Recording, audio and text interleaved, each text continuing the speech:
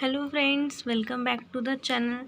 आज हम अपने सीरीज़ का थर्ड लेक्चर देखने जा रहे हैं, जिसमें हम सॉलिड स्टेट फिज़िक्स या फिर कंडेंस स्टेट फिज़िक्स के इम्पॉर्टेंट क्वेश्चंस को हम वीडियो में कवर कर रहे हैं। ये हमारा थर्ड वीडियो है। इसमें जो हमारा फर्स्ट क्वेश्चन है वो है एक्सप्लेन डीसी जोसेफसन जंक्शन। अगर हम इसकी बात करते हैं तो जोसेफसन जंक्शन जो होता है उसके अंदर दो सुपर कंडक्टर्स होते हैं और साथ ही इन दोनों को अलग करने के लिए एक इंसुलेटर बैरियर भी होता है, जिसको हम SI से रिप्रेजेंट करते हैं। यहाँ पर जो S है वो सुपर कंडक्टर है और I जो है वो इंसुलेटर है। जो इंसुलेटर ब्लॉक्स होते हैं वो नॉर्मल इलेक्ट्रॉन्स ही होते हैं, लेकिन अगर हम कूपर पेयर की बात करते हैं तो उसमें जो इलेक्ट्रॉन्स होते हैं वो टनल इफेक्ट शो कर सकते हैं, क्योंकि उसमें क्वांटम मैकेनिकल टनलिंग ये इफ़ेक्ट की वजह से जो इलेक्ट्रॉन्स होते हैं वो टनल इफ़ेक्ट शो करते हैं, जिसकी वजह से जोसेफसन इफ़ेक्ट इस पूरे SIS ब्लॉक में जनरेट हो जाता है। अगर हम इसके कंस्ट्रक्शन की बात करें तो इसके लिए हमें दो सुपर कंडक्टर्स चाहिए, एक इंसुलेटिंग लेयर चाहिए जो अराउंड 1 से लेकर 2 नैनोमीटर के बीच में होनी चाहिए, और एक और सुपर कंडक्टर। और ये हमारा है ब्लॉक डायग्राम। यहाँ पर आप देख सकते हैं ये S और ये S, ये है सुपर कंडक्टर, और I यहाँ पर है इंसुलेटर। ये कहलाता है Cooper pair tunnel through barrier. अगर हम इसमें प्रिंसिपल की बात करते हैं तो जो भी सुपर कंडक्टर होता है वो डिस्क्राइब करते हैं इस फंक्शन से, जिसको हम वेव फंक्शन कहते हैं। Wave function equals to √NE⁴ और फाई। यहाँ पर जो n है वो है डेंसिटी ऑफ कूपर पेयर्स, और यहाँ पर जो फाई है वो है क्वांटम फेस। अगर हम फेस डिफरेंस निकालें तो वो हमारा आएगा S = φ1 - φ2 से, जो एग्जिस्ट करता है दोनों जंक्शंस के बीच में। अगर हम यहाँ पर फेस डिफरेंस की बात करें तो वो कंट्रोल करता है टनलिंग करंट को। फेस डिफरेंस की वजह से ही हमें टनलिंग करंट देखने को मिलता है। अगर हम DC जोसेफसन इफेक्ट की बात करते हैं तो जब कोई भी वोल्टेज अप्लाई नहीं होता जंक्शन में, तब वोल्टेज हमारे पास ज़ीरो होता है। जो भी एक सुपर करंट फ्लोज होता है विदाउट एनी वोल्टेज तो ड्रॉप,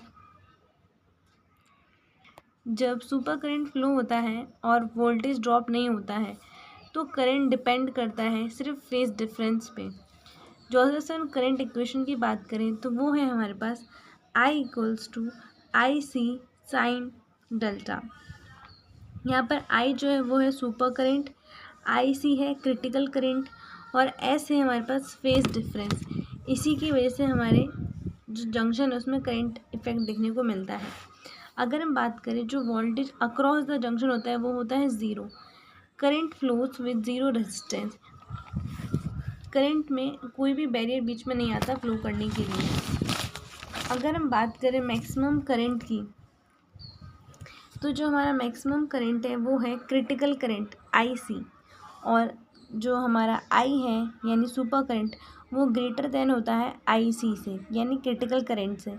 अगर हम सुपर कंडक्टिविटी ब्रेक करते हैं और वोल्टेज दिखाई देता है जब ये वाली कंडीशन होती है। अगर हम इसके कैरेक्टरिस्टिक्स की बात करते हैं तो इसमें है dissipation less current, quantum tunnelling of Cooper pairs, phase dependent current, zero power loss below critical current. और अगर हम इसके एप्लीकेशंस की बात करते हैं तो उसमें हमारे पास है स्क्विड। इसका फुल फॉर्म है super conducting quantum interference device. ये टॉपिक स्क्विड का हम अपने नेक्स्ट लेक्चर में भी कवर करेंगे। जो स्क्विड है ये डिटेक्ट करता है एक्सट्रीमली वीक मैग्नेटिक फील्ड्स को। इसका सेकंड एप्लीकेशन है वोल्टेज स्टैंडर्ड्स में quantum computing, ultra sensitive magnetometers, microwave detectors. अगर इसके एडवांटेजेस की बात करें तो इसका एडवांटेज ये है कि इसमें ज़ीरो इलेक्ट्रिकल रेजिस्टेंस होता है, यानी करंट विदाउट किसी रेजिस्टेंस के फ्लो करता है। इसमें बहुत ही ज़्यादा हाई सेंसिटिविटी होती है, यानी हम इजीली डिटेक्ट कर सकते हैं अगला है एक्सट्रीमली फास्ट स्विचिंग, और अगला है लो पावर कंजप्शन। इसमें हम पावर सेव कर सकते हैं। अगर लिमिटेशंस की बात करें तो इसमें हमें चाहिए क्रायोजेनिक टेम्परेचर, और साथ ही क्रिटिकल करंट जो होता है वो मैक्सिमम होना चाहिए, तभी हमें ये इफेक्ट देखने को मिलता है। अब हमारा नेक्स्ट है कूपर पेयर। अगर हम कूपर पेयर की बात करते हैं तो ये पेयर ऑफ टू इलेक्ट्रॉन्स या फिर holes with opposite spins and opposite momenta that move together through a crystal lattice without electrical resistance. इसमें भी आप देख सकते हैं कि इसमें भी कोई इलेक्ट्रिकल रेजिस्टेंस नहीं होता है, और the concept was introduced by Leo Cooper and form the basis of BCS theory. तो कूपर पेयर में हम देख रहे हैं कि कूपर पेयर दो इलेक्ट्रॉन्स या फिर दो होल्स का पेयर होता है जिनके पास अपोजिट स्पिन्स और अपोजिट मोमेंटा होता है, जो एक दूसरे के साथ रहते हैं, ट्रेवल करते हैं, लेकिन उनमें कोई भी रेजिस्टेंस नहीं लगता है। ये हमें बताया था लियो कूपर ने, और ये फाउंडेशन बना है BCS थ्योरी का। अगर हम बात करें इसके फॉर्मेशन की, तो in normal metal electrons repel each other due to Coulomb force. अगर हम नॉर्मल मेटल्स की बात करते हैं तो वो एक दूसरे को अपोज करते हैं क्योंकि उनमें कॉलम फोर्स लगता है। लेकिन अगर बहुत ही लो टेम्परेचर है, an electron moving through the crystal lattice attract nearly positive ions, यानी अगर टेम्परेचर बहुत लो है तो किसी भी क्रिस्टल में जो आयंस है वो एक दूसरे को अट्रैक्ट करने लग जाते हैं, जो पॉजिटिव आयंस है। This creates a slight lattice distortion, और जिसकी वजह से क्या होता है, जो लैटिस का शेप है उसमें डिस्टॉर्शन आ जाती है, जिस फोनोन भी कहते हैं। तो another electron is attracted to this distortion, और जब जो लैटिस है उसमें डिस्टॉर्शन हो जाता है तो और भी जो इलेक्ट्रॉन्स है वो उस तरफ अट्रैक्ट होते हैं।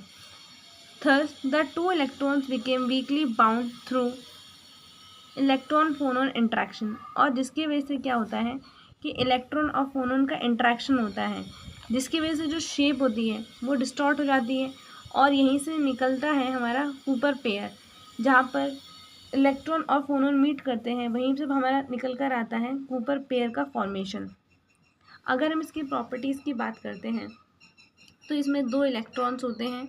इलेक्ट्रॉन्स हैं अपोजिट स्पिन्स, और उनका अपोजिट मोमेंटा भी होता है, और टोटल स्पिन की बात करते हैं तो वो 0 होती है। ये बिहेव लाइक अ बोसोन, यानी allowing many Cooper pairs to occupy the same quantum state. इसमें हम देखें तो ये मूव थ्रू करता है लैटिस से without scattering, resulting in 0 electrical resistance. यानी हम देखें तो ये हमें आइडियल शो करता है, यानी इसमें जो रेजिस्टेंस है वो बिल्कुल ही 0 है। अगर इसमें इम्पोर्टेंस की बात करते हैं तो ये रिस्पॉन्सिबल है सुपर कंडक्टिविटी फिनोमेना के लिए, जिसको हम अपने नेक्स्ट लेक्चर्स में कवर करेंगे। फिर हमारा नेक्स्ट है explain 0 electrical resistance below the critical temperature. फिर अगला है creates an energy gap between the super conductivity and normal states. अगर इसमें हम एनर्जी गैप की बात करते हैं तो breaking a Cooper pair requires a minimum energy, जिसको हम एनर्जी गैप कहते हैं। और इसकी एप्लीकेशन जैसे कि हम ऑलरेडी देख चुके हैं वो है quantum computing, MRI, maglev transportation और स्क्विड्स। इन सभी टॉपिक को हम अपने नेक्स्ट लेक्चर में अच्छे से कवर करेंगे डिटेल में।